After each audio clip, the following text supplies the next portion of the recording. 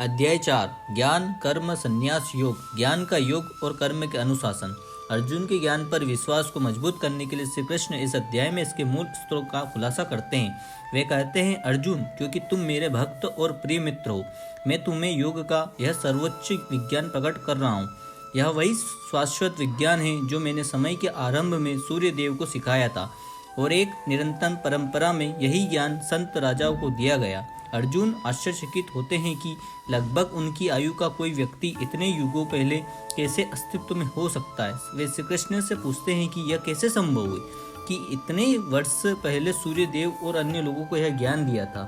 श्री कृष्ण अर्जुन के संदेह को दूर करते हैं और अपने अवतरण के दिव्य रहस्य को प्रकट करते हैं। वे कहते हैं कि यद्यपि ईश्वर अजन्मा और शाश्वत है, फिर भी धर्म सदाचार का मार्ग की स्थापना के लिए वे अपनी योग माया शक्ति से इस पृथ्वी पर अवतरित होते हैं। उनका जन्म और कर्म दिव्य है और भौतिक दोषों से अछूते नहीं है।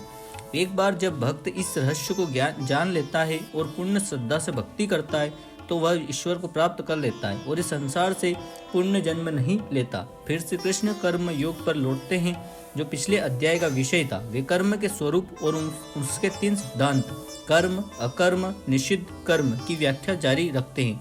वे स्पष्ट करते हैं कि कर्म योगी चाहे कितना भी मान भावन कार्य कर रहे हैं, अकर्म की अवस्था में रहते हैं और उस कर्म के फल में नहीं उलझते। यह जानकर प्राचीन ऋषियों में अपना सारा कार्य ईश्वर की प्रसन्नता के लिए बलिदान के रूप में किया।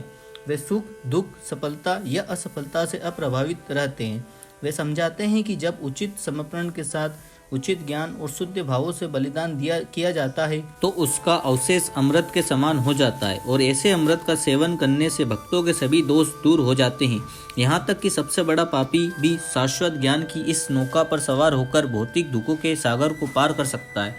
श्री कृष्ण कहते हैं कि ऐसा ज्ञान केवल सच्चे आध्यात्मिक गुरु से ही प्राप्त किया जाना चाहिए, जो स्वयं ईश्वर प्राप्त हो। अपने गुरु होने के नाते श्री कृष्ण अर्जुन को निर्देश देते हैं कि वे अपने हृदय में उत्पन्न सभी शंकाओं को ज्ञान की इस तलवार से काट डालें। वे अर्जुन से कहते हैं कि अब उठो और एक योद्धा के रूप में अपना कर्तव्य निभाओ।